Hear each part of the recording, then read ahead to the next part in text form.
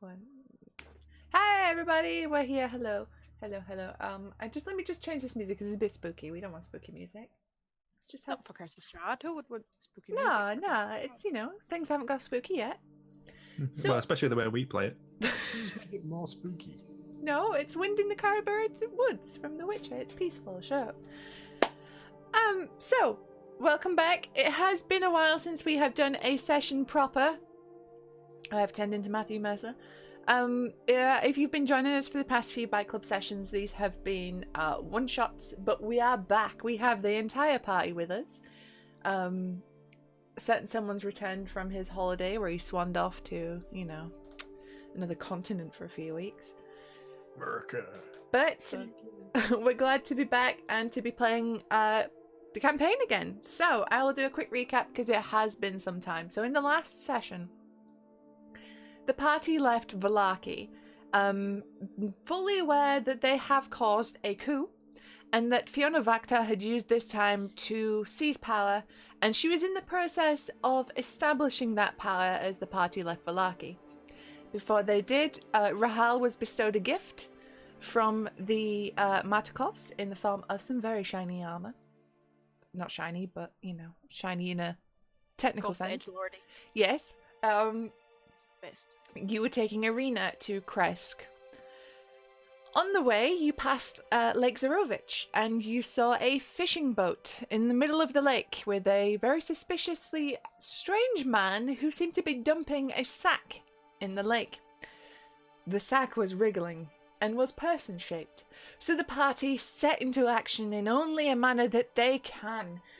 One turned into a giant squid, one got naked, and one engaged his muscles and rode like he'd never rode before towards this one guy who had no idea what was about to hit him. You found out that this man was a very desperate man who had decided to sacrifice a young Vistana girl so that he may catch something and end his starvation. You rescued the girl. Vulgus had a talk to him, and well, that went. It went. He's very good with people. Yes, especially starving people, and then summons a buttload of food at a flick of his wrist. I can do that. Do you want some food? Not seeing how incredibly cruel that actually is. Grapes.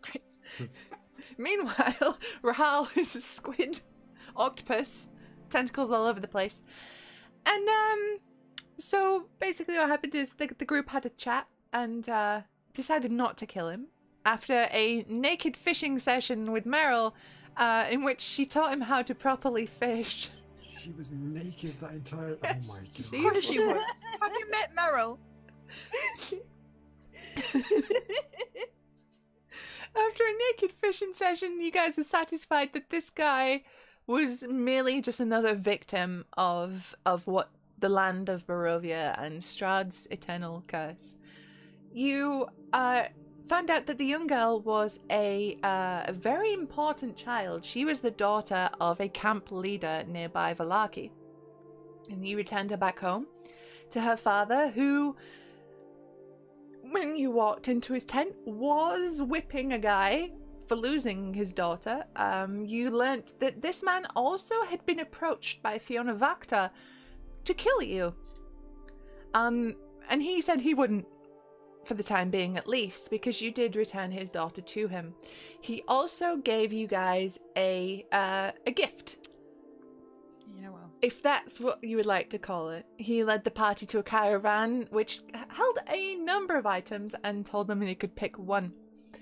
They picked the unicorn rug, and out of it fell Meryl's new baby, Piddlewick 2, a hideous and terrifying metallic construct the size of a child that's dressed as a jester. No, he's beautiful. No, he's gonna stab you or throw you down the stairs or something. Who hasn't tried to stab me? Me, at this point, which I think you should be very grateful for. Do you even have a bladed weapon? So, Meryl attempted to communicate with Piddlewick too, and all she got was a horrific metallic childlike giggle in response, and that's all she's received in response talking to Piddlewick too. Same. Shortly after, you met with Kasimir, who is an elf who had dark skin and was wearing a hood. And it wasn't until later, when he pulled his hood down, that you saw that his ears had been mutilated. He had had his ears cut off. And he explained to you that this happened as part of a punishment from Strahd. And he said, he told you that there were no female dusk elves either, and this happened too as part of the punishment. He then invited you to his house, and said that you may stay the night, but that he had something he wanted to talk to you about. And that is where we ended the session. Also, Meryl and Piddlewick are outside because Kasimir shut the door on them. Quite right, too. So, as we return, you're in Kasimir's house, which is basically just a small cabin. There's not that much of a divide between the areas. And he has arranged seats for you. And he sat you down and said that he would like to discuss something with you. Is there anything you guys want to do before we get into that? Meryl, is there anything you want to do while you're on the outside? No, I'm just gonna keep trying to communicate with my new baby. Okay. From inside the house, every now and then outside you'll hear like a very horrific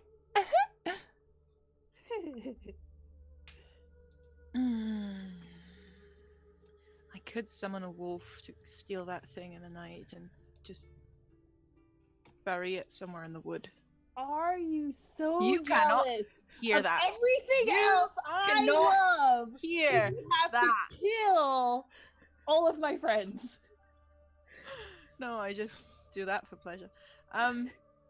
Let's face it, the wolf would come off worst in that situation. We are damn I sure. can summon several wolves. And there will be several dead wolves. It's an option. It's an option. Kasimir, you wanted to tell us something. Yes, sorry. It's okay. I always forget what it's like. Then every week it starts and I'm like, there it is.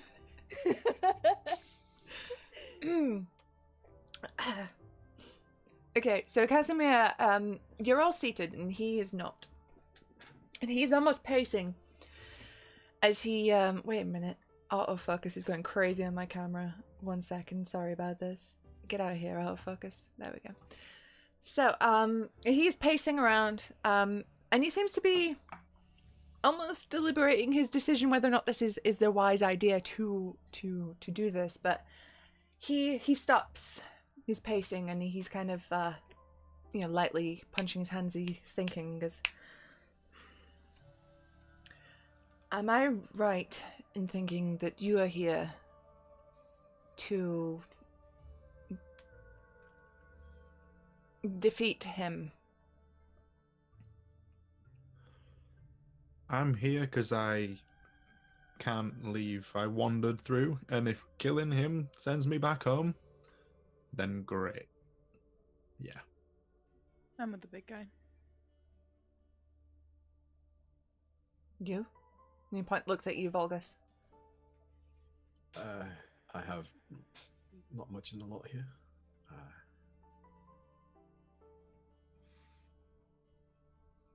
My target is someone else, but I'd be willing to listen. I'm certainly not opposed to the idea. All right. Earlier I told you that Strahd, he wiped out my people, that he mutilated me. And while that is true, I did leave something else out. In Strahd's employ is another of my kin, another dusk elf named Rahadin. He took pleasure in turning on his brothers and sisters. He is the one that held the knife. I want to see him dead. He won't go. He won't leave his master's side. So, to get to him, I'll have to get to Strahd as well. My sister was one of those victims, and I hear her. She's in the crypt of Castle Ravenloft. I'm assuming as a spectre. Whatever she is, her spirit, her essence, her voice speaks to me. She's told me that there is a place that could give me the power to bring her back so that we can take Strahd down.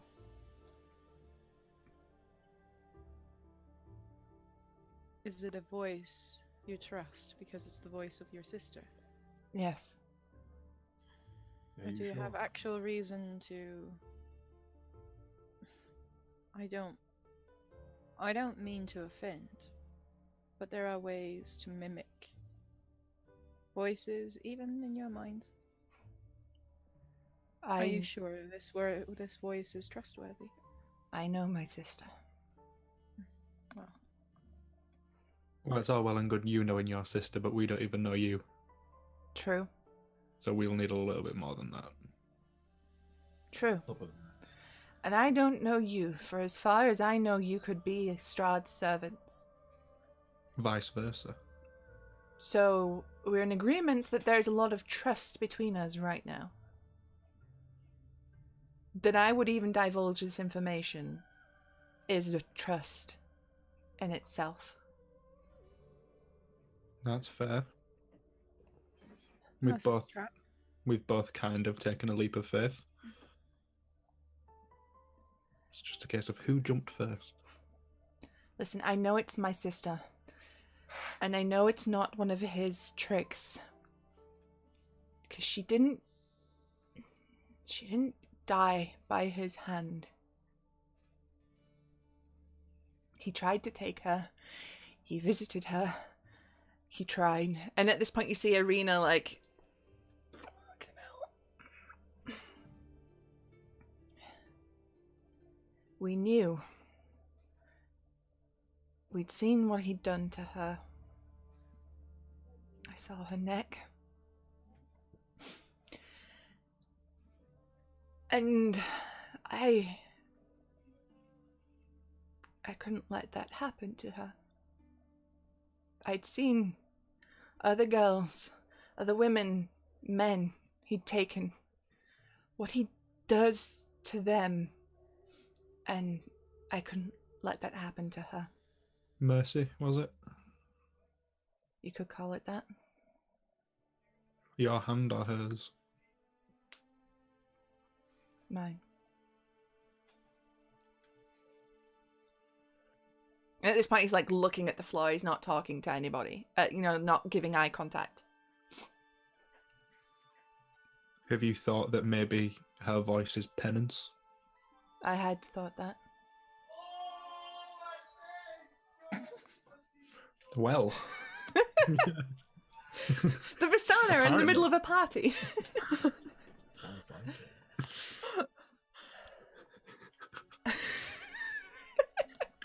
Don't you just love when football games are on in another room? It's all good, don't worry. I never love it when football games are on.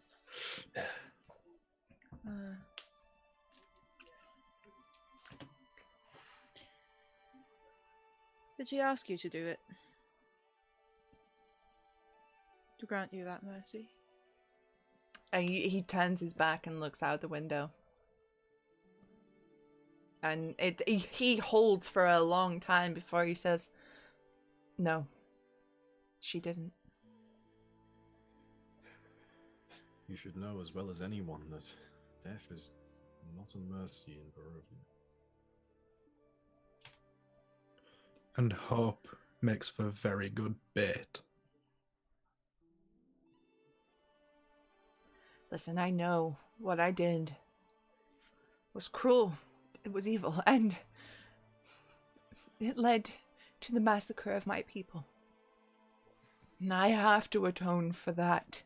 And as he turns back around, you can see he's visibly crying. I have to take him down. I have to do something.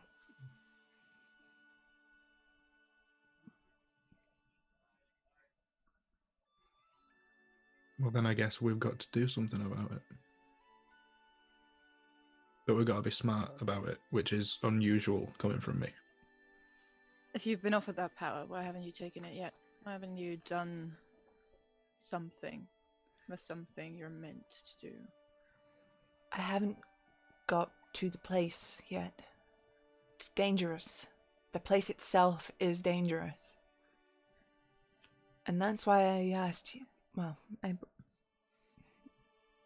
I would like to ask if you could accompany me. If you can help me.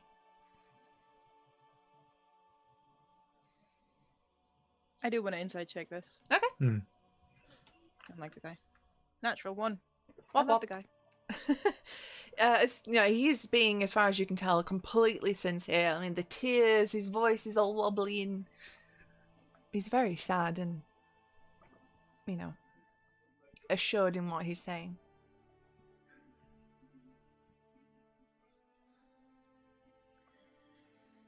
Did the voice divulge any more information as to what that power is, what it can do, how to acquire it? She's told me, Patrina, my sister, she told me that this is the source of his power. This is where it dwells. She calls it the dark powers.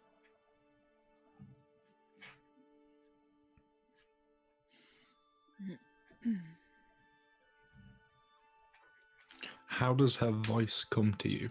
Is it in dreams? Is it whispers on the wind? In my dreams. Do you ever see her, or is it just a voice? Sometimes both.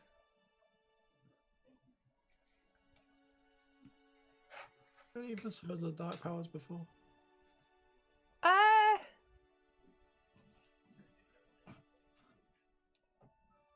Somebody has. But not you, Volgus, no. Okay, because Stuart has. Box has not. Raoul's poker facing. No. I'm just assuming it's a power that's dark, so this is the obvious name for it. Side note, I always found that it's called the Dark Powers super lame. I'm like, just give it a better name. Dark Powers of Barovia is a great name. It's so fucking dorky. Bit on the I'm nose. sorry, we're on the demi-plane of dread right I now. know, right? But still, anyway. Dark Powers, it is perfect, classic fantasy, it's great. Don't even at me. Everyone adds to it. I don't even know if the stream open, so. Wait, that's not good. At him on Twitter. Where atting actually happens. Anyway. Anyway. Back in the back scene. I guess it's worth having a look at. If it turns out bad, I'm sure we have more than enough firepower to kill it. No pun intended. That's fair. That was a So, a little bit more information about, I don't know, what your sisters told you, like the where, the why, the how. You know it's dangerous. It's a place, a crypt through. Well, a crypt. A temple. It's through the Salenka Pass. In Mount Garkis. Does it have a name? I do not know its name. Wasn't there something about crypts at some point?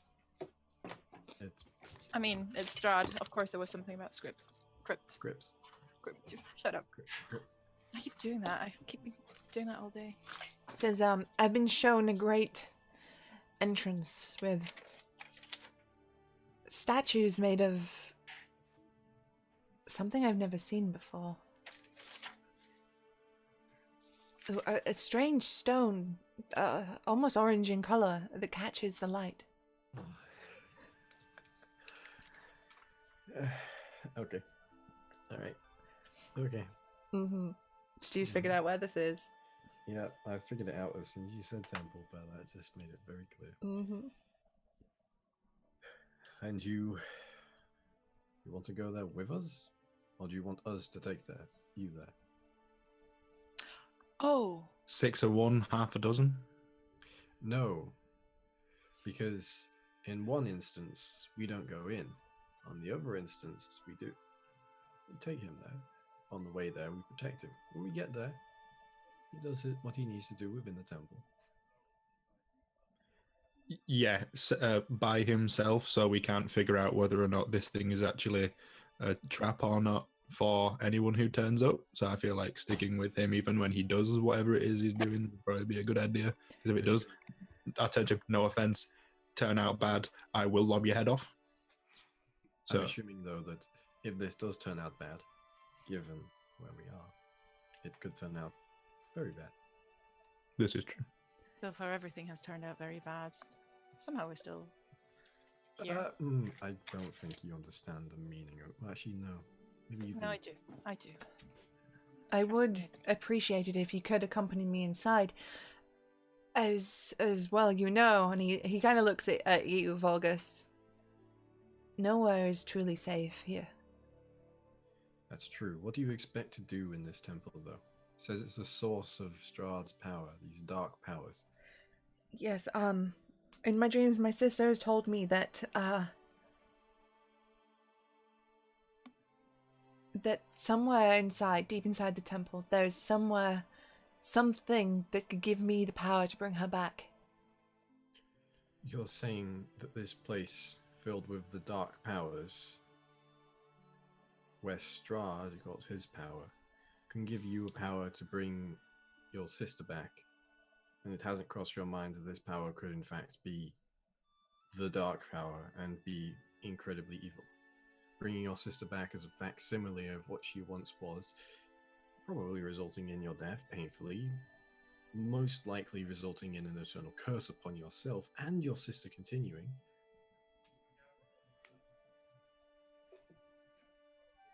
It's like you took Barovia and took it to its logical conclusion of curses, and then turned that up higher. Any personal cost is worth it.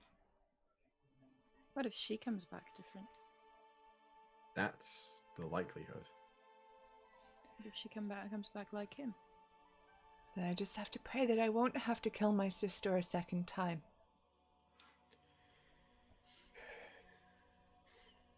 Vulgus, you spoke to that head before. Is there any way you can commune with someone dead without being near their body? No, I'd have to be near their body to do it. But I What don't if commune their with the head. What if their spirit has a? I mean, she seems to be communicating with him. Is there any way you can the spell listen is in? cast upon a body, unfortunately. But I don't Well. need to speak with the sister to know that this is dangerous. In fact, no, dangerous is the wrong word. Everything in Barovia is dangerous. This is foolish. I was just thinking in terms of impartiality. You don't know her. You don't really have a stake in her coming back. No, I don't have a stake in her coming back, which is exactly why I can say this. Bringing her back this way, it's going to result in one of a few things happening, and none of those things are good, either for you or for anything else. At this point, Kasimir cuts you off. He says, it's better for me to die a fool than die a coward who has done nothing. No, it is better for you to die a fool than to die knowing you have damned not only yourself, but everybody else to even greater torment. I have already damned my people. There will be no more Dusk Elves when we die. There will be no more anyone, perhaps, if you continue this. One overlord damned your people, two overlords may damn everyone. Then what? I sit here, I do nothing? No. You don't use the power of that which caused you pain to cause more pain. You find a different power. There is no other power here. It is of fools to think that there is only one solution to a problem. Fine. Don't help me. I'll go alone. Well, that sounds like a bad idea.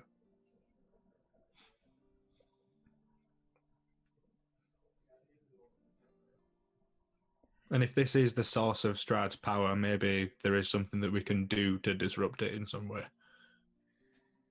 I have a feeling, based upon what's happened, that it is the source of a power in the same way that the sky is the source of rain. Clouds are the source of rain. The clouds are in the sky, Gotcha. That's true, but fair enough. You can put up a cover to stop the rain falling on you, but it does not stop the rain falling.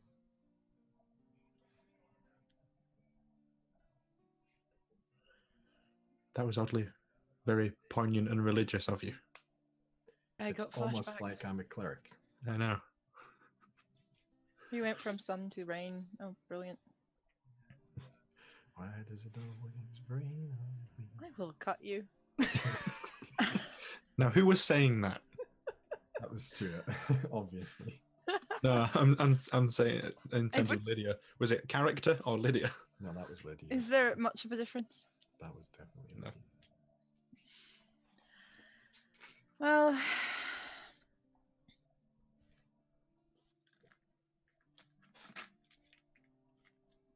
I don't think that we can pass on the opportunity.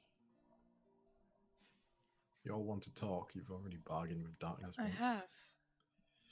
once. have, and here I am. Right. And That doesn't prove anything. no, If you Because- lie down in the bed of your enemy in order to defeat your enemy, what makes you any different to your enemy? well, so far I haven't bitten you to silence you. That's slight differentiation right there. Ideology is nothing without purpose. So many one-liners. She was also hailed as a queen by the druids. He's only a count. Druids, which were mad. Yeah, never but mind you. still, the title outranks.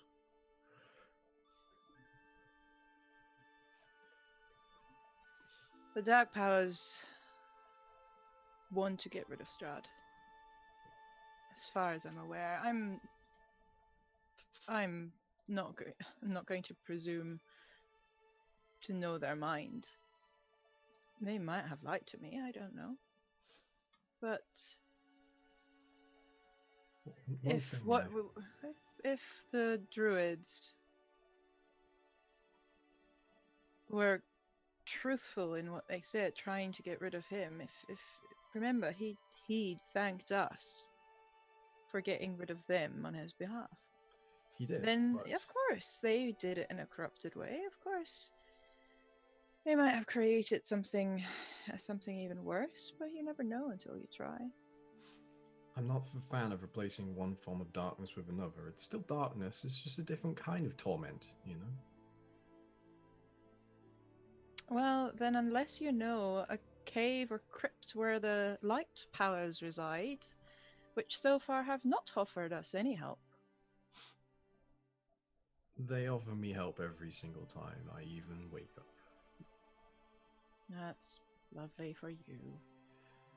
You think The that will difference be enough between- to defeat him? Bring The the light back? difference between dark and light is not one of power. Oh, listen, there's another one-liner coming. They both know that they are as powerful as each other.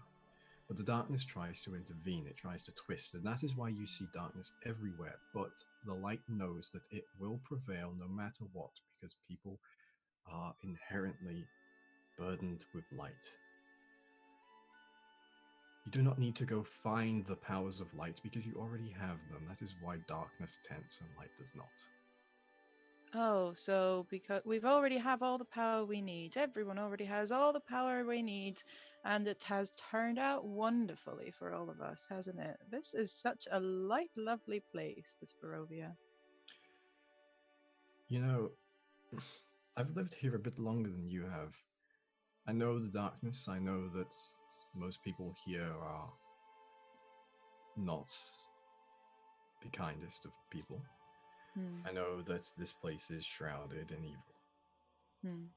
But I also know, and have done now for a couple of weeks, that there are places out there that aren't. Places that see the sunshine. Places that have joyfulness and happiness. Barovia is not the only place. Your world exists. Do not think that just because one place is dark, everywhere must be. I'm not thinking that. I never said that. Hmm. But how do the places that aren't dark manage to maintain their light?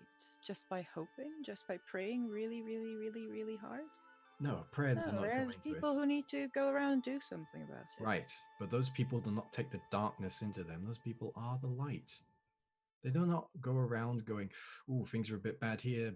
Let's go find ourselves some evil weaponry to beat this darkness out." No, they go out there and they beat it. There's no reason for us to go to find darkness because we can destroy the darkness without becoming it.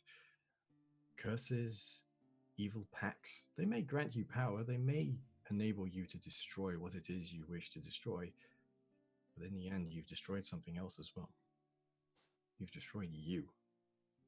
And while you may not think it, and while you may see yourself exactly as you always were, at the end of your life, it will come to a point where you will no longer be what you were. I turn to Karachik. It's almost like Davalan never left. Just the hair is not quite as shiny. He's not quite in his shadow because he has his own unique one. But I'm sorry. You say you've lived here longer than me and Rahal, but since being here, we're the only ones that seem to know what living is. Like, we've experienced actual life and light. There's someone outside of this house that seems to enjoy themselves, but in here, like, it's just like a stagnant pond. It is, yes. That's And what so happened. something has to be done about it. You can't Right. just But wait for the rain. This is the place where Strahd got his power, yes? That is Yeah. what we've been told, right? No, We go, the source of, not where he got. Those were the No. words. right, the source of his power. So we go there, right? We take that same power and we kill Strahd with it. Okay, good. Who said that was the method? Who said it wasn't? In fact, over here, little Miss Dark Pact seems to be very apt in that idea. Well, the way I see it is if the light is so very strong within a person, then the power they wield doesn't matter where it comes from. Wow, you truly are that foolish. Darkness is darkness. There is a reason why people go out in the day. Yes, in Barovia. No. People go out in the day. Otherwise, you wouldn't wake up. People can choose to go out in the night, but you let someone sit there naturally and they will wake up in the day and they will sleep in the night. It's just easier to see in the day. I mean, Sorry, you're saying it is easier to see in the light? oh my god. Yeah, but I can also see when it's dark. Getting So a headache. yeah, there's a lot of metaphors going around right now. There's Can so we just many have a metaphors decision, going please? around. At this point, Kasimir goes, we can argue theology all day. You may think, cleric, that the world is black and white and that light and dark will always triumph. But that's fantasy. You know that's fantasy. You've lived in Barovia. Sometimes you have to do... You listen here, elf. I do not think this. I know this. I have the voice of the plane of eternal light speaking in my head constantly. This bickering noise which tells me consistently that the world is black and white. The shades of grey happen, but the world exists in black and white, and we are the grey. We can choose to go into the black or into the white, and you are walking into the black right now. I will not help you here. I would leave. Fine. Wait, so now we've just admitted to having two people with voices in their heads. I was about to say, this is.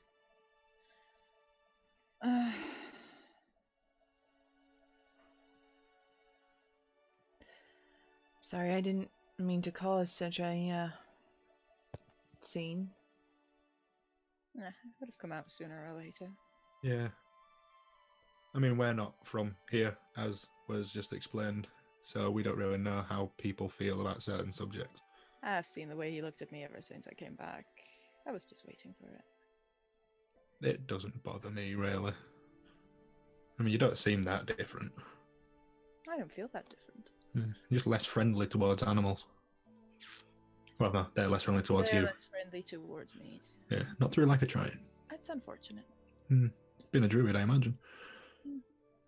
How's Arena been during this whole argument? She's kind of just been like, because the second she heard that Kasimir killed his own sister because Strahd had like been at her, she's just like fuck, and she's like, but she's been staying conspicuously quiet. Although, at Kasimir being like, I have to do something, she's kind of like, you know, quietly just like getting there. I'm gonna burst into the tent now and say, "Oh my god, you guys! Look what my baby learned to do!" At which point, Piddlewick comes cartwheeling in after Meryl. He goes, like a gymnast with his arms up. Can we at least all agree that this thing is creepy as fuck? I mean, we were just talking about dark powers. I mean, yeah.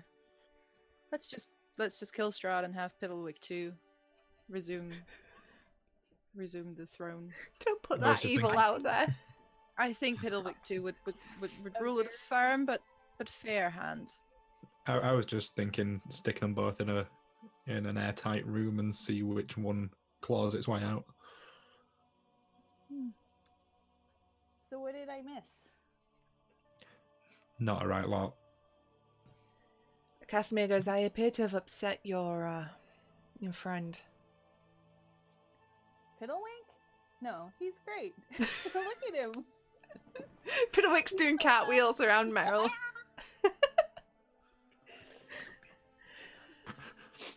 I'm just like hearing like cogs turning and like little chinks of metal in my head as it. Yeah, everywhere. yeah, it's clanking and it's metallic and it's so unnatural and just so. But Kasimir says, I don't expect an answer tonight. I will leave in a week. If you wish to come along, you know where I am. How far is Gresk away from here at this point? Because, I mean, we kind of have commitments.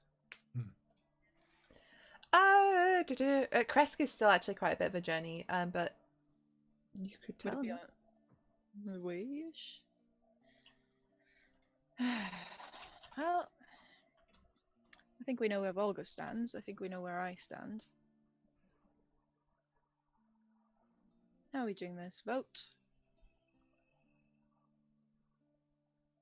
So either vote or try and convince everyone to do the same thing. But that might take a while. There's always the whole like knock them out and then on the back of a horse and like we're already halfway there, you might as well idea. But last resort.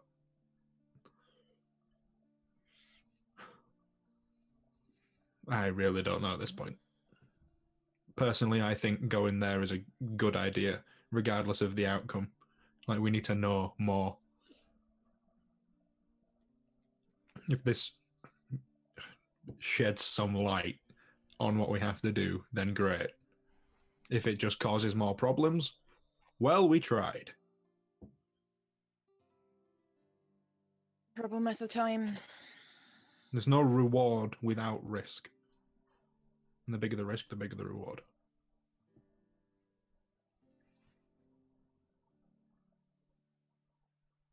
But first, as you say, we have something to do. Very well. No one has ever accomplished great deeds without having to dirty their hands a little. I don't know where the line is drawn, but I'm willing to find out. Have you hired to protect this lady here? And she will have a say in the matter, as do all of us. Yeah, she may be the one to ask. Hmm. But I don't know what is troubling all of you. Theology. Oh. Hmm. Leave that stuff up to the gods. Yeah. Well, as I said, you're all more than welcome to rest here for the night. I'll take you up on that offer. And thank you, at least, for listening. If you decide to come or not, thank you for that. Have you told anyone else, trusted anyone else with this? No. So it's either a case of we all go, or you Goes along. probably die on the way. But I will have died trying to do something. And that I respect. It's worth something. I've done centuries of sitting and waiting. You must have a really numb ass. He chuckles darkly. So, if you'll excuse me, I need to just, Yeah. And he just goes outside.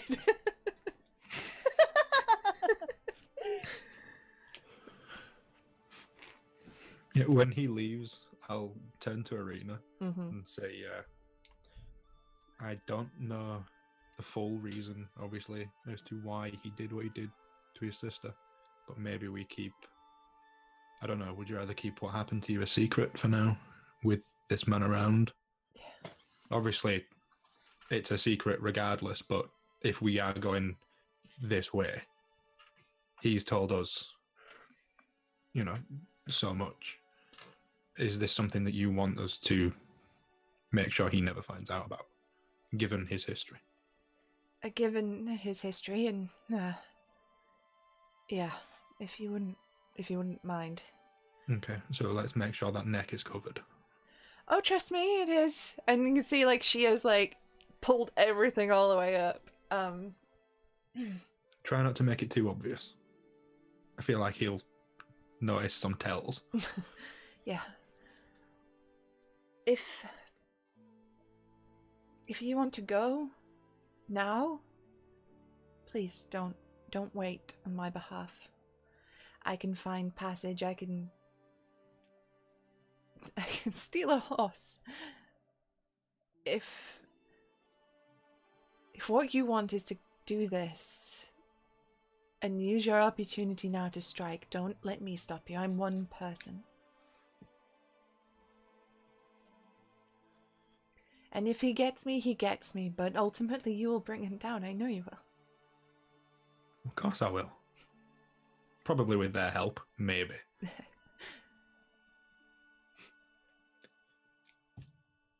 We said we'd take you. So that's what we'll end up doing.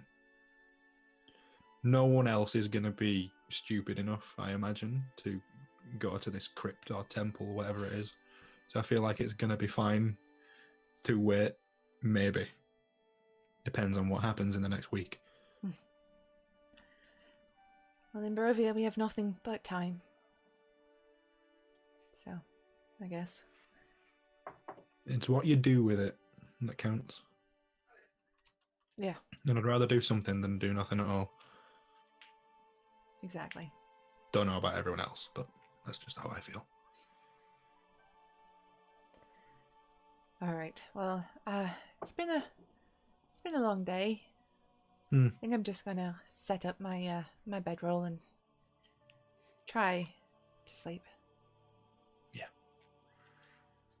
Because at this point it's got dark, it's nighttime now. So is there anything anybody wants to do before bed?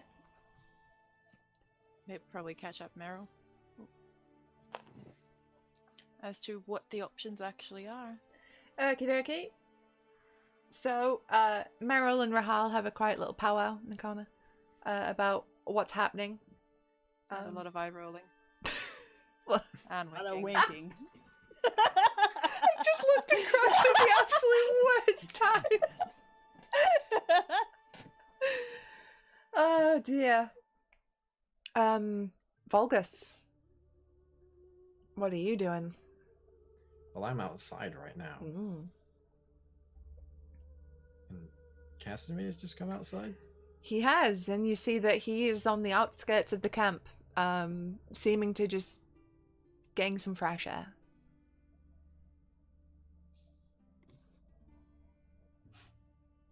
Give in to those dark thoughts, Stuart. I can see them crossing your mind. Do it. Do it. Do it. What exactly do you think those dark thoughts are? One can hope. I can't possibly comment as the DM. I don't want to lead you. But do it. Coward. Is the lodge there on all in made of wood? Hmm? Is the house that the rest of the party in made of wood? Yes. Okay. Set your party on fire, why not? Cleanse it with fire. Stuart's rolling a third character. Can guarantee will not stop me. I'm gonna walk over to Kasimir. Mm-hmm. Just stand next to him. As you stand next to him, he sighs deeply. Look, you have your he had a stroke apparently. He says, you have your viewpoint, I have mine.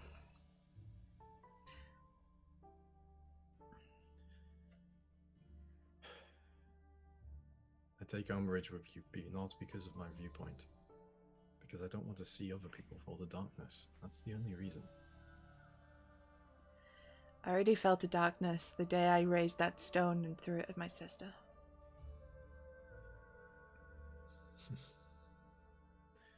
You're right. But delving deeper won't make it right.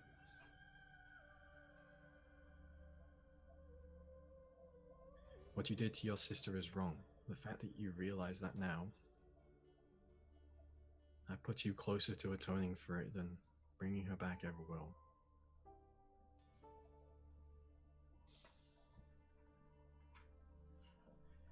I know you come from a good place in what you're trying to do. There was once a time when I'd have tried to do the same thing as you were right now. But I learned that the hard way, that you don't make a bargain in Barovia. They're just too one-sided against you. You hear him do like a little...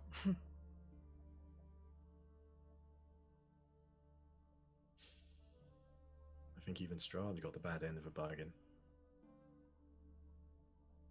Sure, he's immortal. But I doubt he's ever really happy. Well, no one here is either. No. And those three in there, as much as I think they're going to end up destroying themselves, I do think they have a good chance of taking him down, with or without whatever is in this temple.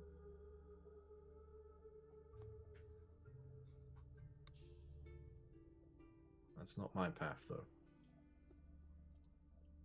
No. No, it's...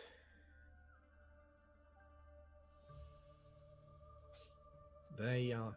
well, two of them aren't from here. They want to go home.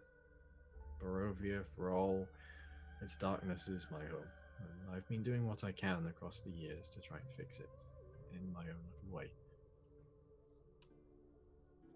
And I'll continue to do that. And they're going to leave once Strahd is gone. And I'll probably be here when he comes back.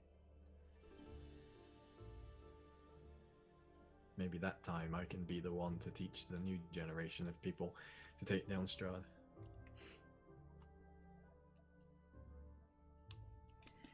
Maybe you can.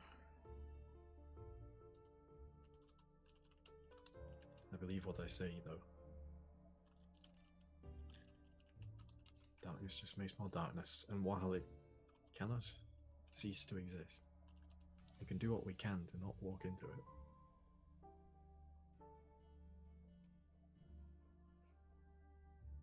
But I won't dissuade you from your choice. But if they take dark powers, I will immolate them, just so you know. Consider it noted. Because I could do without more Strahds in the world. One of them causes enough damage already.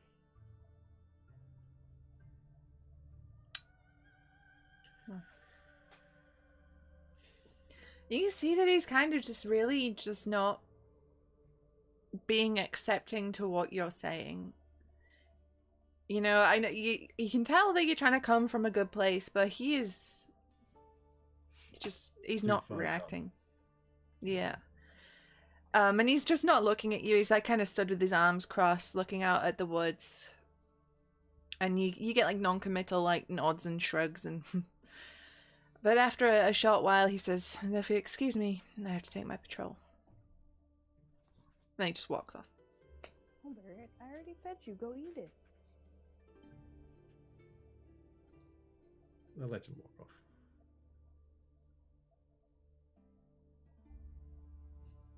All right. What would you like to do? Would you like to go back to the house with the rest of them, or are you gonna take the night No. air? I'm keeping it outside tonight for two reasons. One, I don't want to be in the house with them. Two, I definitely don't want to be in the house with Piddle with it. More the second than the first. Okay. All right. So as you all bed down for the night, unless there's anything last minute anybody wants to do. Okay. As you bed down for the night, we are going to take our quick break, during which there will be a code for Idle Champions of the Forgotten Realms for a free golden chest. I will be putting it in the chat as well as it being visible on screen. So if you have that game, grab it. It's a good game. It's a free game. You should get it. So yeah, keep your eye out for that, and we will be back in about 10 minutes.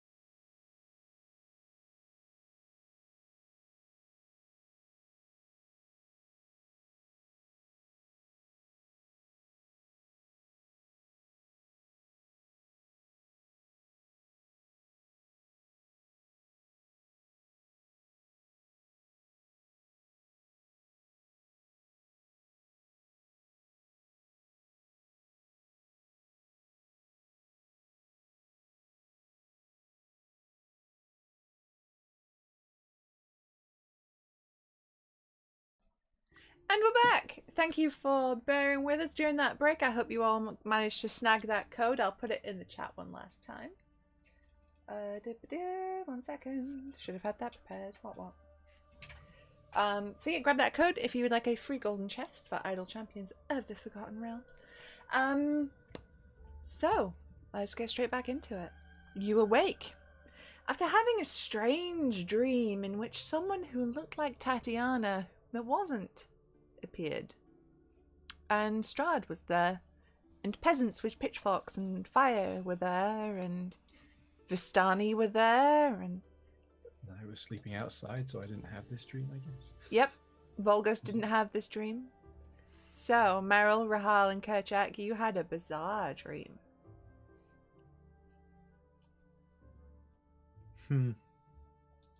Did everyone just...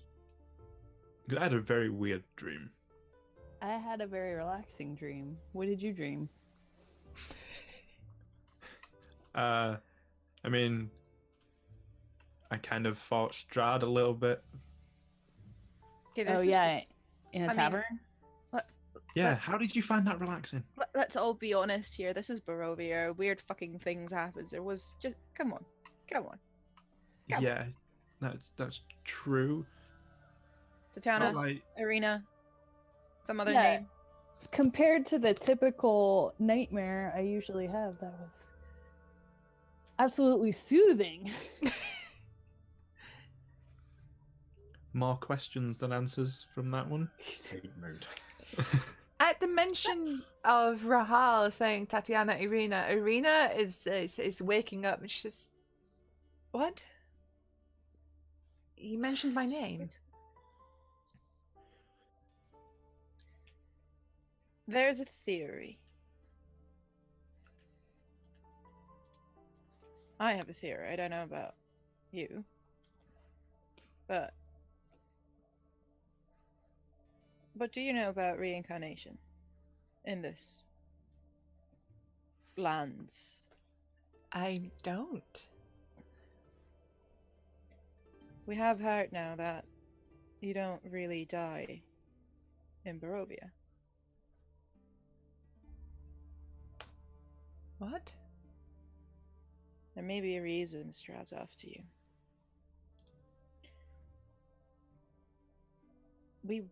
We had a dream about another woman, Yeah, Look you at- were a sexy bar singer. very much like you. Naturally, Meryl tried to, But Strahd came after her, just like he came after you. there was a dream. It hurt a lot, but I feel like I did a bit of damage too. Actually made Strahd run away. Different year. She too did not at first want him. He was, I don't know, glamoured, charmed. Then she called herself by yet again a different name. Called herself his beloved. I am Irina Kolyana. My father is Kolyanin Derevich. I am no other woman.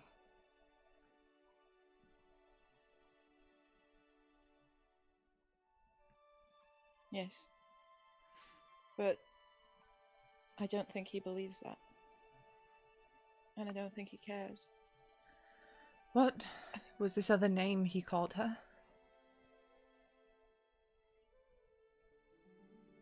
I think it was Tatiana now, right? The Mhm. yeah. Did we get another name other than just that? one? No, because she was going by Tarina, and then when Strahd arrived, he was like, "Oh, Tatiana." Oh. She called herself, well, her name before their encounter was Tarina. She is now Tatiana, his beloved. And that she kind of like, And she said she was to marry him. What do we know about Strahd before he became Strahd?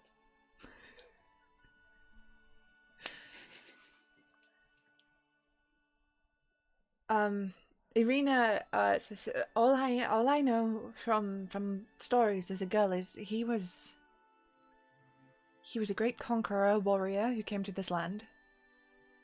He Yeah, that's captured the exactly what castle. I was told. And not much else is known. Did he have any siblings or wives or family? All I know is the castle is named for his mother, the lake for his father. I don't know about siblings. So he had a mother and a father. That's good. He was a man Yes. once. Is there an archive? Is there a place? I mean, we are off to a monastery. Don't monks keep records? It's possible, yes. There may be something there. But that name, Tatiana, I know that name. Did he call you that? He did.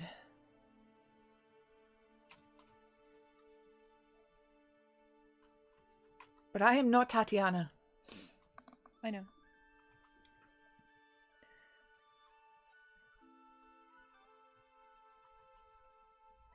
But upon waking, she looks exactly like the woman in your dreams. Exactly. And she's like kind of... Irina's very like visibly uncomfortable now. And she's like, well, we have a full day of travel ahead of us. And as she's talking, she's putting away things and she's busying her hands. We should just get on with it and just... If it's any consolation, he can be hurt. Okay. He can be hurt, which means he can be destroyed in some way. Well, I Or know at least I've that... found that that's how it usually goes anyway. Well, you Where's won't our say resident this, right? expert on everything that's good and glorious? Me. No, you're our resident expert on everything that's good and punchable. That's also true. Meryl, What am I an expert in? in being damn cute. But I was not expecting Susie to do that. Meryl, you Yes. awake to having the face of Piddlewick 2 a mere inch away from yours. Yeah, I hug him. That's what you do. So you wake up and there's a very Yeah. metallic grinning face in front of you, and as you hug him it goes I hug him tighter. and It's great. it giggles some more. I love him so much.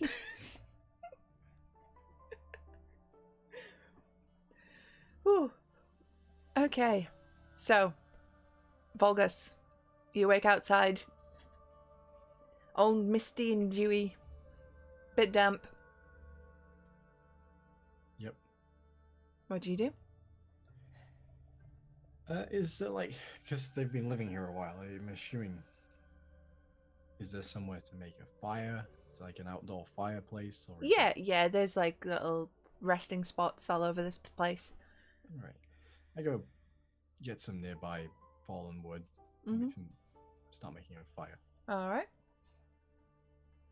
Okay. So what the rest of you guys do? Kasimir has not returned.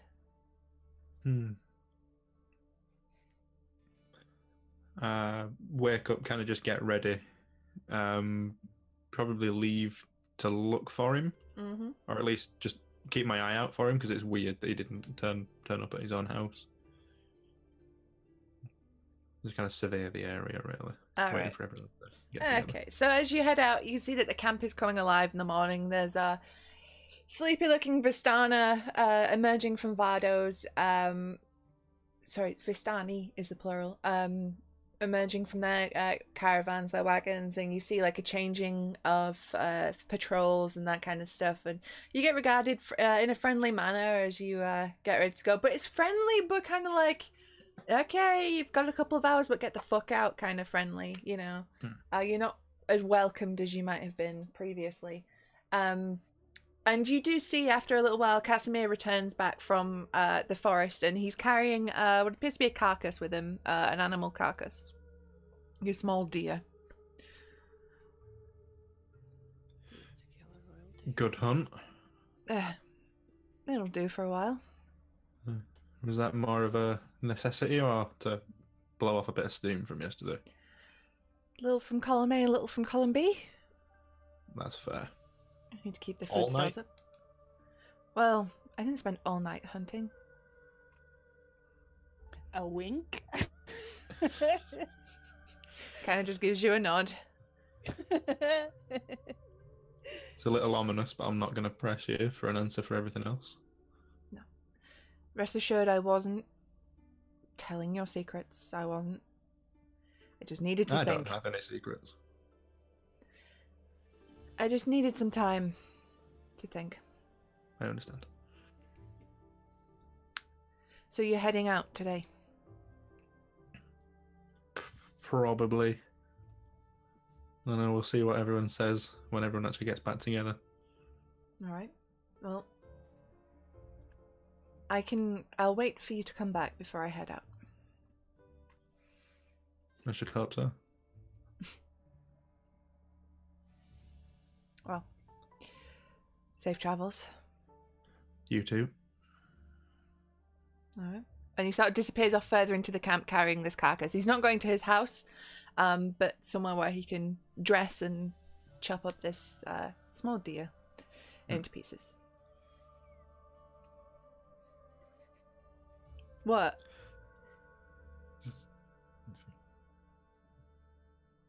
Stu is amused at something.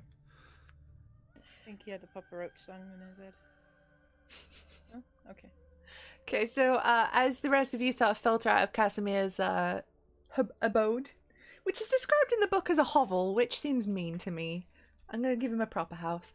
As you make your way out of Kasimir's home, you spot Volgus making a fire in the camp. Looking a little bit dishevelled and dewy. He always looks dishevelled. Well, more dishevelled than usual. Like he spent a night sleeping outside. Volgus, you look more dishevelled than usual. Did you sleep outside? Fuck off, Jamie.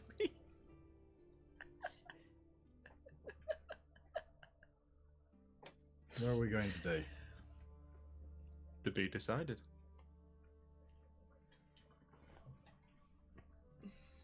I'm not going to force you to do anything. We should at least talk about what we want to do before actually doing it. Also, did you have a weird dream? You weren't there in mine, but... No. Okay, fair enough. That probably sounds like a really weird question then. No, it really doesn't. This is Oh, peer okay. review. That sounds like an answer to most things now.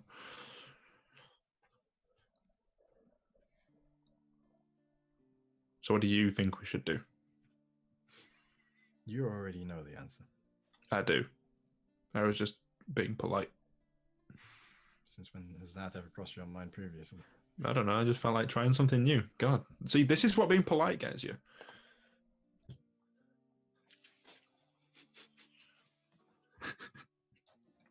I'm gonna practice cartwheels with Piddlywink. Okay. I'm gonna stay with Irina. Meryl, you actually acquire a small group of children as well who are joining in the acrobatics and having a real good time.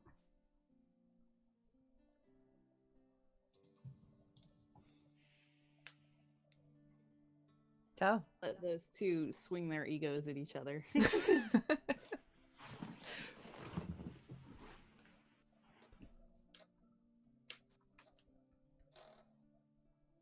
What are you doing?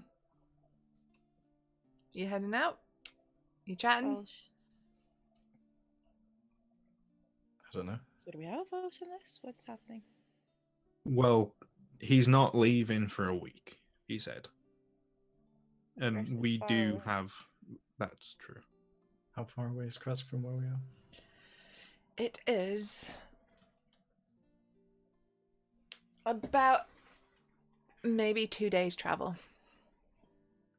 if you go at a good pace.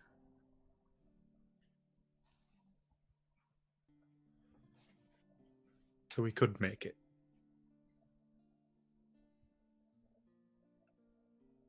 Sounds like And we this is what we were supposed to be doing anyway, regardless. indeed. So is it a consensus? Do the thing we were supposed to be doing? Yeah. Right, okay.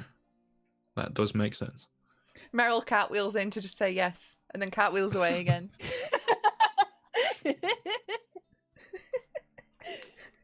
Because I mean, come on. This Meryl is just a soapbox car in human form, Yes. rattling down the hill, going absolutely crazy, no brakes. Sounds like Meryl. One of the wheel keeps wobbling too much, but it's still going. And all of the wheels are wobbling in different directions, but it's still going in a straight line somehow.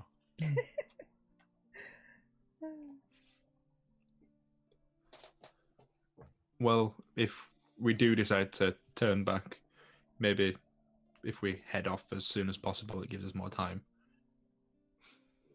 I think the sooner we get to Kresk, the better. Mm-hmm. Okay. So we're heading out? I think we are. Okay. Okay, so you get the wagon together. You get everybody's ready. You get all this stuff bundled on. Get ready, all set on. You head out. As you do, you get quite a cool reception. The leader of the camp, I forgot his name. Alexei. Stands and watches you go, and he kind of gives you a very sort of knowing and slightly menacing nod, and a small wave as you leave. What about the kiddo? Little girl seems, she gives you quite a jolly wave, and she shouts as you set off, like a thank you! I'd like to sort of... A friendly kiss, but not a sexy kiss. It's okay. Gotcha. And I'd like to sort of return Alexei's sort of farewell in a very similar manner. Like, Yeah. I want to do Double it in cross me. unison. I want to do it in unison with Kochak. Okay, so Kerchak kind of does like he's got his arms crossed and he's flexing, so they're like, maximum bicep, but kind of gives like a really like menacing wave back, and at the same time Volgus kind of gives him like a shitty look under his hat and like gives it the with the dread grimace there. Yeah, the bloodborne hat tip. Yep. Yeah. oh god, Volgus is just a Bloodborne character, isn't he? We have the Someone realized. the rug, right? Yes. Yeah, it's on the cart. Great. Making it look less funerally. There's now a unicorn somewhere. It just looks like it's a funeral for a person whose sigil was a unicorn. Fair. Persian rugs aren't exactly known to be wellsprings of life. Okay, so anything you want to do before you leave the camp? Set it on fire. Last chance. Don't set the camp on fire. Always your answer. Yeah, he's just got Disco Inferno playing in his head all the time. That's the voice of his god. No, it's I am the Lord of Hellfire. That's fair. But no, nothing I want to do. Okay, so you set on down the road towards Kresk. So you're back upon the Svarlich Road, which is the main road that runs through Barovia. It's not a great road, but it's like serviceable. So the ride is bumpy. You set out quite early in the morning, so there is a heavy mist. Always So the it's like the M62. Hmm? It's like the M62. It's like the M62, yes. That's a very niche joke if you're not from the UK. My apologies. So there's always like this light drizzle, light rain that's coming down. From what you can see so far, the journey ahead is going to be long, boring, but seems to be uneventful. You pass, like, as you go down the road in the mist, there's like shapes that could be people, could be bushes, could be anything. You're not quite sure. In the distance, you hear coming from the forest a slight groan that you've come to associate with the walking dead that are in this forest, all around Barovia. You've been told, as well as seeing yourself, that there's a shit ton of zombies out there. And they're sort of like an ever-present sound, just a low, distant hum. But your day is going pretty boring, pretty, the usual. Pretty steady. And I would like everybody to roll me a perception check, please. Ooh, not bad. 15. 15. 4. 4 from Meryl. 20. 20 from Rahel. 27. Oh, 27 from Volgus. Okay, sure.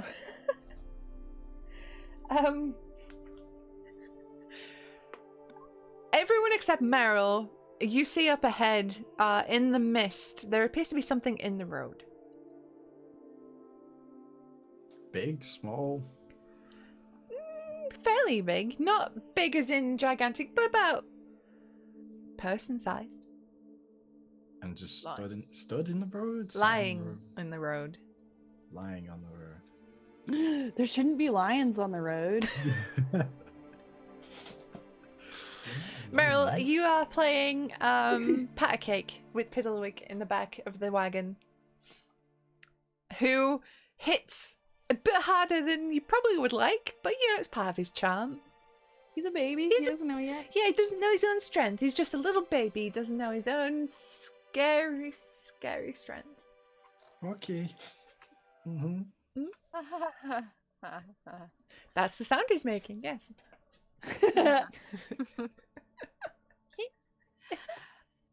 I mean, if this weren't Barovia, I would assume some highwaymen. Is that do you still have highwaymen, or do the zombies eat them? Could be a zombie. I don't know, Lying on the ground? Does Barovia still have highwaymen? Not that you've encountered, Volgus.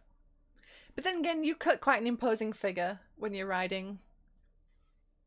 And you've got That's a name for yourself in the local area. That's also fair. I mean, I could check it out if needs be. Jester could fly over. That's also true. Meryl. And I see Lathan. They doing the thing. Yes. Are you teaching him to punch? No, we're playing. Looks like he's punching. Well, he doesn't know what he's doing yet. Do you want to try? No. For many, many various good reasons, no. Can you send Chester? Look, there's something in the road. Can you send Chester to see if what it Oh, is? sure. I'll send Chester. Okay, so Chester swoops down to the road, and it's a couple of, like, I'd say maybe how short do you pull up? Are you getting up close to this thing, or are you like pulling up a pretty fair distance away from it? I mean, vultures have pretty keen eyesight, so I figured he'd just sort of circle it over top and be able to tell if it's dead or alive. Okay. I mean, I'd say like. Or I guess that would be smell, right? It would smell. Yeah. However, vultures detect dead things, we'll use that. How's that sound? Okay, so Chester has a little swoop about and has a look, and comes back and signals to you that this is something that is incredibly dead. Okay, I mean, he can go have a snack if he wants. Okay, Just so go you guys there. watch as Chester swoops down and sits on top of this slumped figure and just starts pecking at it. Oh, Yeah. that's Does it respond in any way? It does not. Go, Okay. Jack. Yeah. Let's go get this body off the road so we can keep going. Yeah. Okay. Hop down. Okay, so you hop down and walk up, and you see that this is the body of what appears to be a man. And his clothing is tattered and very dirty, and not dirty from lying in the road. There's like dirt flecked up all the legs. Like up to the knees is coated in mud, and it's tattered and torn as if it's been pulled through, you know, he's run through like brambles or something. And you see that he appears to be missing a shoe, and one foot is incredibly battered and bruised. As you travel up the body, inspecting it, you see that the head is missing.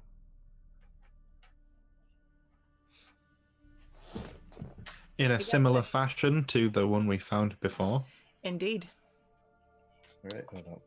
Let me check something. Oh, did I bring that head? I think I did. I think you guys do have the head of the young Vistani man.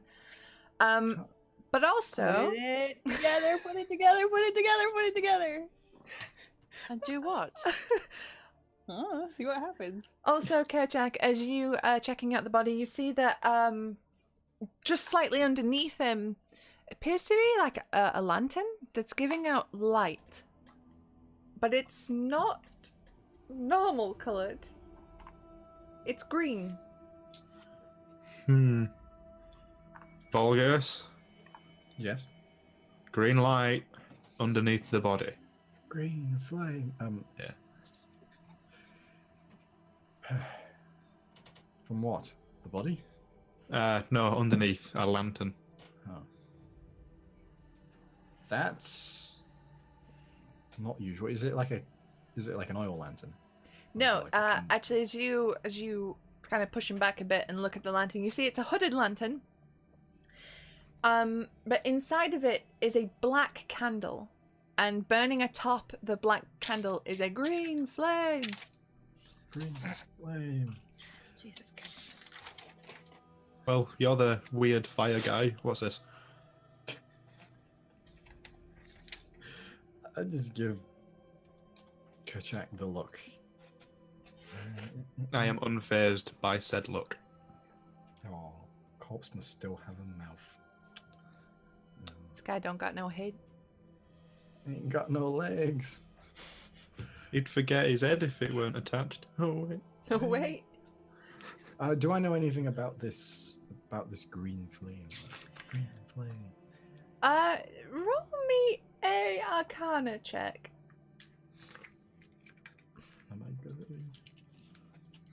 That's a no. But probably better than anyone else here. Hey, I mean, mine would be a straight roll, so. That is a 16. 16. Okay. You obviously know that this is not a natural kind of flame, because nothing you know that's natural can produce a green flame. Even such a spooky black candle as that is. You can also see that this candle is still lit for one. And as it burns, it doesn't seem to be melting the wax. Does it look like this flame is not actually a flame and it's more like a spirit? No, it looks like see. fire. I've seen the Ghibli movies to know what this is. In fact, you You want to blow it out? if you'd like to do that, okay. You open the front No, door. I was just. Oh, I was saying to Volgus, do you want to blow it out? Sorry. I'm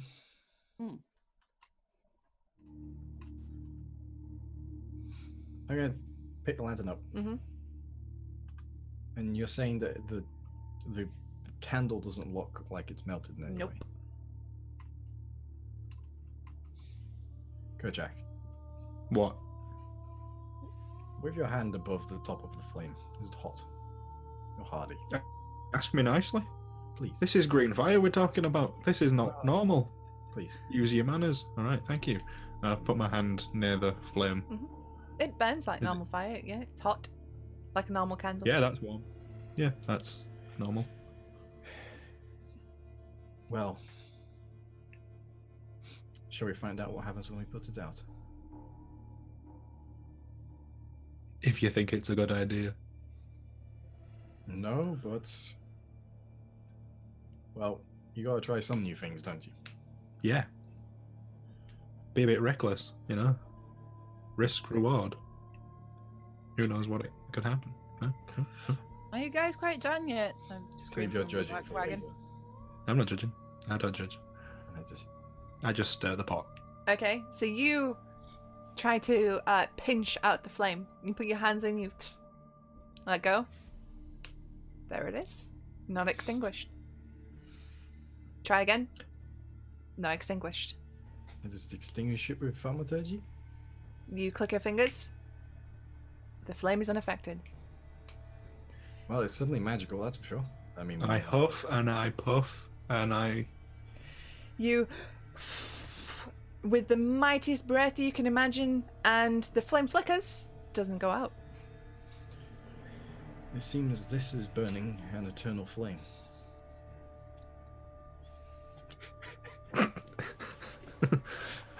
For our audio listeners, I just DM flipped Susan to O'Brien. the bed. I closed the what do you call that on a landing? I Hood. closed the no, well, not the hood, the door. Yeah, we'll just say the front. I close it. I close the lantern. Close the lantern. You now have Um, in your possession a spooky lantern. Yeah. I have a feeling this is going to come back to bite us in the bottom.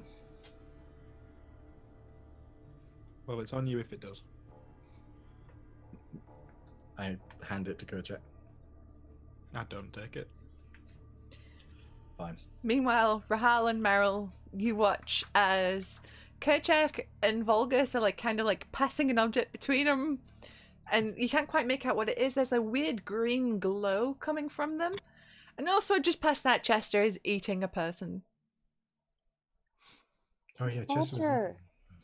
You would say this is the strangest thing that's happened, but it's not true. It's just, right. it's I'll just the most slapsticky thing that happened. No, that is also not true. let Chester have a bit of a meal and then I'll shoo him off Okay. and just burn the body. Okay. I was gonna suggest moving it off the road because there's Yeah. still Fine. needs to be a burning body. Fine, Kerchak, move it off the road. Yeah. And then I'll burn it. Okay, so you drag the man off the side of the road and set fire to him before continuing on your way towards Kresk. Okay, so you're traveling. Is there anything you guys want to do as they return to the wagon? I just Have hold up I the lantern. learned anything new about my baby boy? Okay, your baby boy. Let's have a look. Give me a second. Is a murderous evil beast. He's adorable. He's just a bit scary, is all. Yeah, don't judge him on his looks. He can't help the way he looks. He's adorable in the same way a snowman made out of giblets is. Well, I've yet to see one, so I can't say how horrifying that is. Okay, so your time with Piddlewick in the wagon is spent with him paying a lot of attention to you, and he's playing games with you. He's when he does a little handstand and you giggle, he seems to be very happy that has just happened. And at one point, as you're watching Kerchak and Volgus argue over this lantern just past and looking at Chester, Piddlewick disappears for a moment. He hops down off the wagon. And you look for him, you've lost him in the mist, but he tottles back after a little while, clutching a very battered looking, but nonetheless, he has brought you a daisy. What a good boy! I'm gonna laugh and I'm gonna hug him. It's missing petals and it's a bit bent and, withered because it's grown in It's okay. Barovia. A baby. I'm gonna put it in my hair too. Okay. In my hat. I'll put it in my hat. Okay, and this seems to make him very happy. I mean, he permanently has a massive, big, creepy smile on his face, but he he becomes a bit more lively, and he seems a bit more, He's such a good boy. I was so expecting him to have found the head or something. Yeah, I was expecting to when Sue said battered, I was like, a battered rabbit or something. Yeah. I was expecting I was gonna be like, animal. oh, how am I gonna handle this? A battered person. He's brought a person. Just dragging a body back. Ran off, killed Strahd for us. we have a real mice and men situation here. Look Think at the of- rabbits. Yeah, think of the rabbits, Piddlewick. My dog was in that. She was. Of mice and men. Whoa. Not the film, stage production. Anyway, very tangent. okay. So, Lydia, did you say you wanted to do something when they came back? No, just are you done? Mm-hmm. Yes, it's Huh. we found a strange glowing lantern. The flame won't go out, however, it burns green. I'll put it in the back with a strange unicorn carpet and the strange new son of Meryl. And the strange lady. Meryl. Which one? Strange Meryl. lady? Oh yeah, sure. No. Oh yeah, sure. I was about to say we didn't find her on the road. Then again, close enough. I mean, she found you, really. Yeah. Mm. In the town square by shooting an arrow at someone's head. Well, you And know, it's, hitting. the great are good. As Anyway, far as entrances go. Great and good. so you continue on your journey. Is there anything you would like to do in the 2 days that it will take you to get to Kresk? We learned about the evil lady in the swamp, right? Yes, Volgas, you know about her anyway, Yeah. kind of, because, you know. Do Is that I the know one? the one that cursed me? Mhm. Yeah. Do I know whereabouts this swamp is? Yeah, roughly, you know where it is. And where is it for Stuart's reference? It is. Hang on, let me pull up the map. Blue, blue, blue, blue, blue. Where the hell is it? Oh, it's towards the Selenka Pass, south of Valaki, which is where Kasimir told you that this temple he has seen is. Oh, So it's okay. back and down. Okay. All right. I'll probably give it a day, and then I'll breach the subject. The first day is spent with me being very quiet. Okay. What a relief. This is such a good party. Like that, everyone's just so tight knit. Every time I think Rahal can't be worse of a person, she shows me that she can be. But this is just the calm before the storm. We're all like, wait, he's not said anything yet. Oh no! Get your popcorn. It's about to kick off. When you go to that temple, on the way there is a swamp. In that swamp is an old woman. The one who cursed me. I believe you've been told about her. Have they told her? Briefly. Like a little bit. Yeah. I want to kill her. That's how I get my shadow back. It's how this curse is gone. Do that with me, and I will leave you to whatever journey you decide. No more cleric yelling in your ear about the light. I've kind of gotten used to that now. It's white noise. But yeah, fair enough. I feel like as soon as you mentioned it, it was unspokenly on the to-do list. Also, Kerchak and Rahal, you will remember that in your Tarokka reading, there was a Master of the Marsh mentioned. Marshland and Swampland are, you know. That was Kerchak's, yeah. Marsh a swamp without trees? I think so, something like that. Something like that, yeah. Weapon of vengeance, sword of sunlight. Kneeling woman, master of the marsh. Mm-hmm.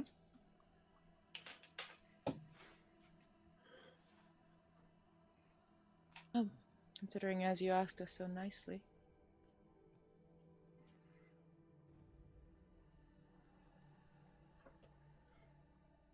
But yours. Yeah, go on then. Why not? Besides, if I remember rightly, she's affiliated with Strahd. Yeah. And I recently felt like I punched him in the face a few times. I That's know you nice. keep mentioning it. I'm sorry, but it's a proud moment. Like, everyone's scared of this guy, and he ran away. Hey, Susie, how much do I know about her? You know that she is a horrible wizened old hag who lives in the swamp and does evil magics. She's not someone to be fucked with. Which is a lesson you didn't take. Why- That doesn't sound like him. I do want to say I don't know. Maybe we've heard about it before, but how did you get cursed? What did he do to her? I tried to make a bargain. Fun. What type of bargain? A bargain for power. The power to do what?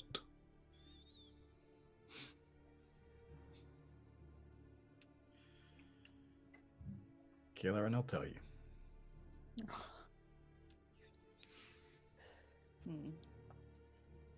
Touche.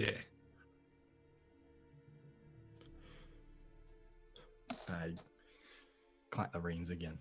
Okay, so Volgus turns around, cracks the reins on the horse, very much indicating that the conversation, as far as he's concerned, is over.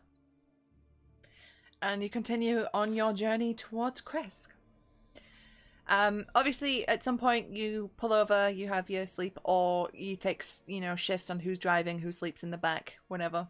But towards the end of your journey, the road branches north and climbs a rocky escarpment, ending at a gatehouse built into a 20-foot high wall of stone, reinforced with buttresses every 50 feet or so.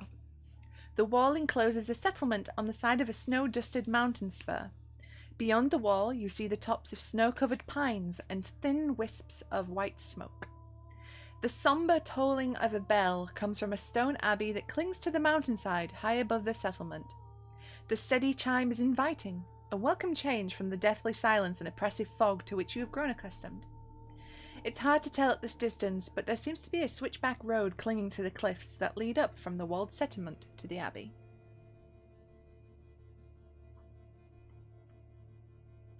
So, you arrive before a heavily reinforced doorway. And it's a big, stone archway with two large square towers at either side. And the doors themselves are 12 foot tall and clad in iron. Carved into the stone above the doors in a big capstone is the word Kresk. And atop the walls, you see 4 figures wearing what appears to be fur hats and clutching spears, and they watch you as you approach. I just yell up, "Gate guards! We request entry." Brought wine. Okay, so one of them says, "Stay where you are, we'll be down in a moment." And you see as 2 of the figures on top put down their spears and bring out what appears to be crossbows. And 2 of the spear holding guards disappear from the walls. And you hear it as the great doors before you are being opened. They don't open very far, enough for about a person's width and a bit to come through. And they close again behind them. And 2 guards approach you. 2 men, young men, wearing heavy furs, big fur hats, carrying spears, have swords at their sides. One approaches Volgus and says, "Who are you?" Volgus Averhall, Monster Hunter. Who are these? This here is Kerchak, Rahal, Merrill, who is a Monster Hunter as well. That is Irina Kolyana. We come seeking passage into the city, and we have brought wine from the Martikov family. Do you carry weapons? Yes. Right. No intent to use them in your city, though. Good. Otherwise... And he goes like that, puts his hand up. and the two over the wall, like, come down and very pointedly aim at you. Alright. You can come in. The Burgomaster wants to see you. And then he whistles and the doors open. Where can we find the Burgomaster? She'll find you. Okay, so the great doors open again once more, wide enough to let you guys through. And you see now that that beyond this wall, the town, the village behind it is nothing compared to what you might have expected. This is a scattering of cottages. There's no great city, there's no great town behind here. And you see, you know, basically it's like tiny houses amidst a forest. It's like they've walled off a section of forest with small cottages inside. And the you can see very clearly now that there's great sheer grey cliffs, but and the cut through passage up towards the abbey, which is large and imposing and sort of looms over Kresk itself.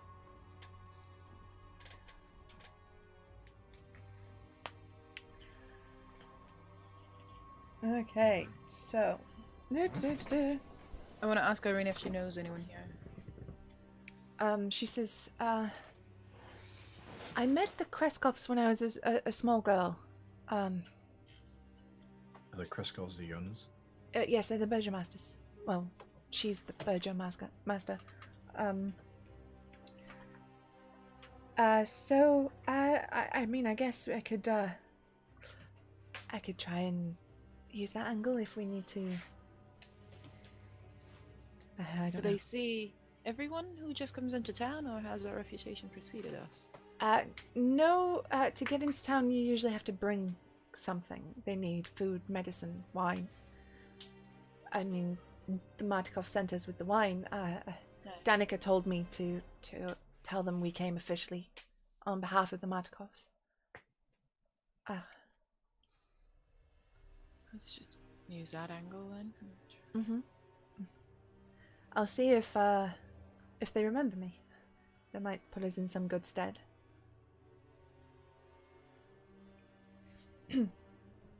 Okay, so so you head into the town of Kresk, and as I was saying, it's very, very small. But you can see that there's like one building in particular that's very obviously like a tavern. It's not a huge size. It's not like the size of the Blue Water Inn. This is like a small hall where they might crack open a flask and a cask even, and you know, pass out a few beers. It's like a gathering place, like a town hall more than it is a big settlement area. And there seems to be a few people coming and going. You notice that the streets here are pretty sparse. You get a feeling the population of Kresk isn't huge. But, you know, you see a few people who eye you kind of cautiously. Like a mother pulls their child away from the road where you guys are passing. Cats and dogs avoid the wagon, but that's probably more to do with Rahal than anything else. So, what would you like to do? You're heading towards the town hall? May as well. I would Yeah. say so. Okay. So you head in there, and you pull up to the front, open the doors, and you see that it's not busy in here. There's a couple of people in here, but there's one person in particular who seems to stand out among the others, and you can tell because she's more finely dressed, and she seems to be speaking in an authoritative voice, and she's holding like a small meeting, but as you walk in, she says, "Hello." Hello. Morning or afternoon, whenever it is. We come from Valakia on behalf of the Martikovs. Ah, excellent. Welcome to Kresk. I am Anna Kreskov. I am the Burgomaster of Kresk. Please come inside. This can wait. And she turns to this small meeting, and she says, my apologies, gentlemen, I must adjourn. For now, we have visitors. And they all sort of like pack up their stuff and head off. So she comes to. So what can I help you with? We just want some passage for a day or so. Where to? Our friend Irina wishes to stay at the Abbey. There's nothing in that abbey except death. Well, then I'll go first and make sure. What happened?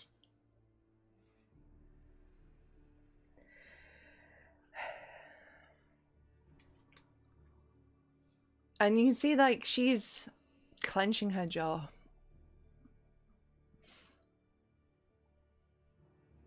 My boy. He died a week ago. I'm sorry to hear. How? Illness.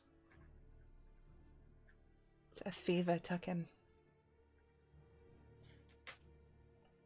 He was 14. And you can see that she's not a young lady. She's, she's approaching middle age. And you see she's trying to keep it together. And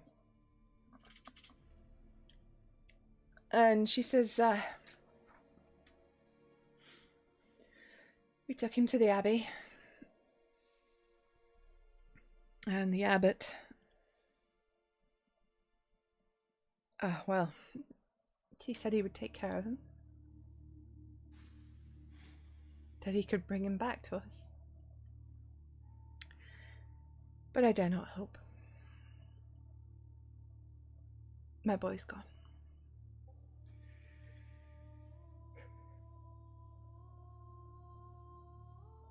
And what of the clerics in the Abbey? The priests? Our condolences on your recent loss. Thank you. It's very difficult to lose a child. I've lost 4. Ilio is my last. And he probably will be my last. This is a cursed land, and I've lost my only 2. I'm sorry to hear that. She kind of puts like a hand on your arm. And then she turns to Volgus and says, there are no clerics at the abbey. Just the abbot.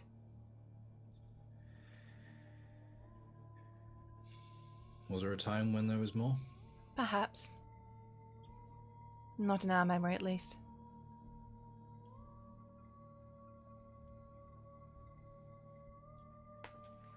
I see. The abbot a trustworthy man? He has never done us wrong before. He barely ever comes down from the abbey, though. He's reclusive in his prayer. And we leave him alone for the most part. Most of us here have abandoned faith long ago.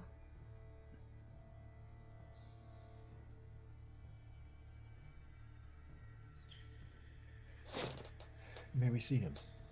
Of course, no one's stopping you. The path is just... The abbot. The abbot? I said I did not mean the abbot. Oh, sorry. Why would you want to see him? I'm a cleric. I could give him his last rites, as it were. Make sure that he stays in a peaceful state. That would be kind of you. Yes. As I said, he's in the abbey, though. If there is one mercy I can grant, it would be peace. Something which is, sadly, so rare on this place. I'm not going to set fire to the corpse. Jeez. I can see you all thinking. Marissa's face just like, no, no. The fire, it will cleanse the world. Burn it all. None can raise if there is none to raise them. Oh, your child just died? Excuse me a moment while I light him on fire. Would you like to watch? I promise it'll be great therapy. Oh. Look into the light. This is the light I mentioned. You smell that? That's the smell of faith. Jesus.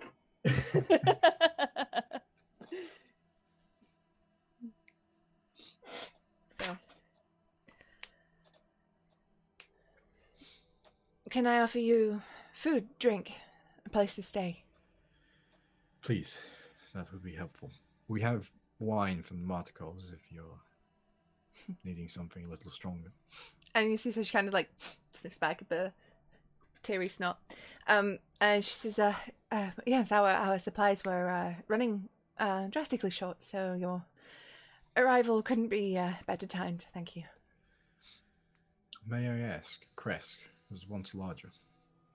Yes, once upon a time. This land has taken it. It has, but thankfully it's just the trees. Just the trees. We weren't always in the middle of a forest. Oh. They move around at night.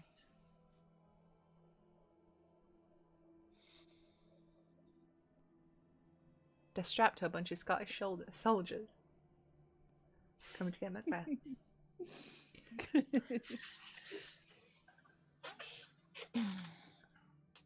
Right. Let's get this wine unloaded then. A little bit of solace in the darkness. I'm ready for a drink. Okay, so I assume Kerchak's out there with the barrels. Any chance to flex on the yeah. nerds? So Kerchak comes in like barrel, boom, boom, boom, pops one down. Anna just taps it straight away, starts pouring the wine. She hands out cups to everybody, and she raises her glass, well, her cup, like mug, and she says, "To peace, to Ilya." Peace and Ilya. And she drinks. Have I been able to successfully teach Chester and Piddlywink a routine? A routine, like a performance? Yeah. Put Piddlewick on the bird like that scene from Lord of the Rings where they're on the eaves.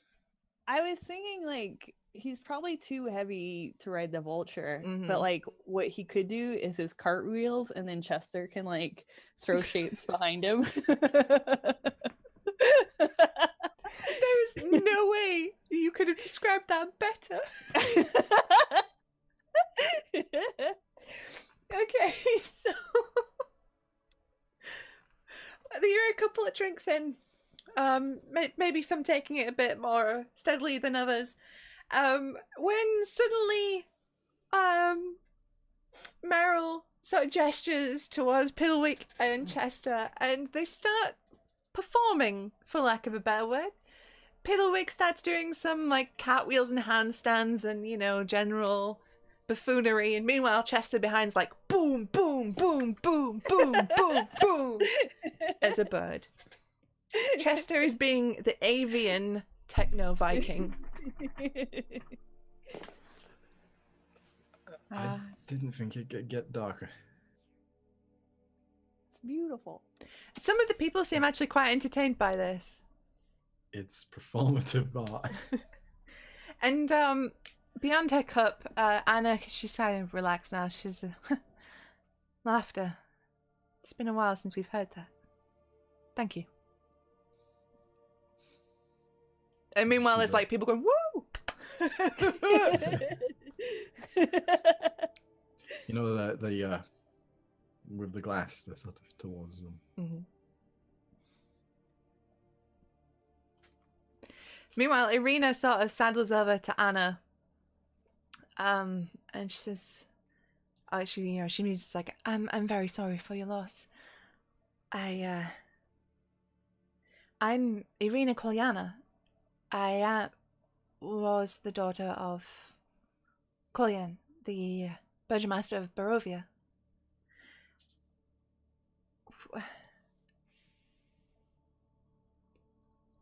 could I stay here for some time, or I've already asked too much of my traveling companions here, and she gestures towards you guys. And I feel it's time for me to release some of their bonds to me. They've already helped me so much. I can cook, I can clean, and she's kind of like selling herself as someone who could like live and work here. She says, I'm very skilled at keeping a house, and I can help with Burgomaster activities. I help my father in his duties, and Anna like kind of puts a hand on her. She goes, "Don't, yes, of course, dear. You can stay with us, and don't worry about making yourself useful for any time yet. Blah blah blah. You know, she's having like a little powwow." But Irina turns to you guys, and she says, "Well, you got me here. I can't thank you enough for this." No need to. It's only the first few steps on the road, if you will. We should still see the abbot. Oh yes, And of course. More, if we can. Yes, of course. But still, I did promise you a reward. And you should have it. And she reaches into her pack and she gives you guys 50 gold each. I hand my 50 gold to one of those two. This was your job, not mine. I was not tasked on it. Only feels fair that reward is yours. Well, you did bring it to an end. You died for it. Well, yes. But I got better. And at the you died for it, Irina looks really guilty. She says, I'm so sorry that protecting me cost your life and cost Chandra's life. You never forced us to do anything. It was not your fault. Still, We all know who's to blame. yes, well. If you return, can you send word to my brother that I arrived safely? Of course. He'll be going mad with worry. Probably. I'm surprised he didn't follow us. But, shall we head out to the abbot today? And you can get back on your journey and, well, do what you have to do. No time like the present. Alright. Okay. So, after a couple more drinks and a couple more go-arounds of Piddlewick and Chester's routine, which is going down a storm with the people in this town hall, they're loving it. You guys get up and get ready to go towards the abbot's, the abbey even, because that's where an abbot is, in an abbey. Going to the abbey in the middle of the night? No, you arrived at Kresk in like the morning. Oh, okay. Yeah, we like just late started day morning. drinking. Yeah, you started day drinking. I mean, you know, you finished a quest. So Oh boy. you guys starting heading towards the cliffside, where you can see that there is like a path that leads through the trees and the houses of Kresk towards the abbey. It leads you right towards the back, and you can see that the walls surround this place entirely. And you can see that there is, as you almost meet one of the walls to go up, there is a pool in front of you. What kind of pool? Well, Those inflatable ones. no, it's like a pond, like a big pond. But you can see that even though it's overcast, it's grey, it's drizzly, it's dark, this pool seems to be very tranquil and calm. Get naked and jump in. Let me just finish describing it. You see there's a gazebo. But it's knackered, it's rotted, and it looks like a stiff wind would knock it over and collapse it. And you see that there is a wooden statue within the gazebo of a man who stood with his arms outstretched. But not much remains of it. It seems quite rotten and chipped. The paint is fading somewhat. As you approach this pool, Irina stops in her tracks. And that's where we'll end the session tonight. So yeah, sorry it's a shorter one, but somebody here's got midnight tickets to go see Avengers and she gotta get gone. She gotta go.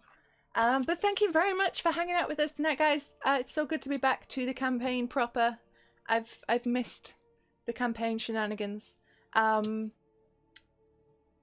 So before we go, any plugs? Just the usual. Edinburgh Vaults D&D still happening every last Friday of the month. Next one in May, so that's I think May 25th. If you want to play D&D in Haunted Vaults, there's a link.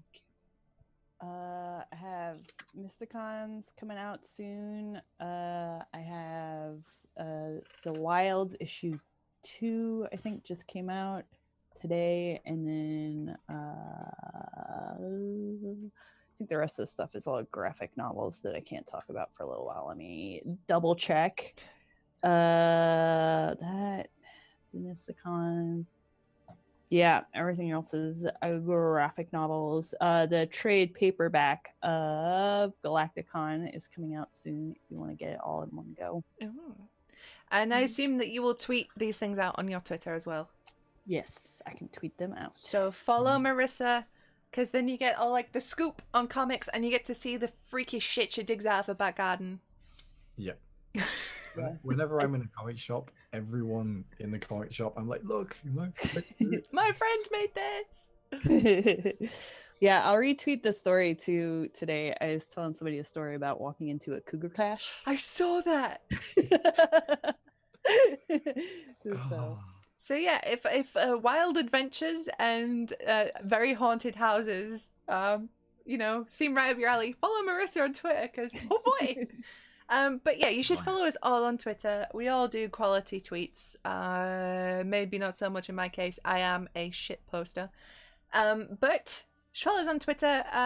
The VODs for all our D&D content is on YouTube as well. That includes past episodes of Bite Club, including all the one-shots, as well as the Monday campaign that we play every Monday, which is called Kurion, An Adventurer's Tale, which stars me, Lydia, Jamie, Stu, Aaron, and Stevie. So you should check that out. It's a lot of fun. We do a lot of D&D on here, so that's good. I think that's everything. Oh yeah, we also have an official Bite Club Twitter account, so you should follow us at Bite Club DND, and make sure to tweet anything at us with the hashtag Bite Club as well. Tell us, let us know what you think.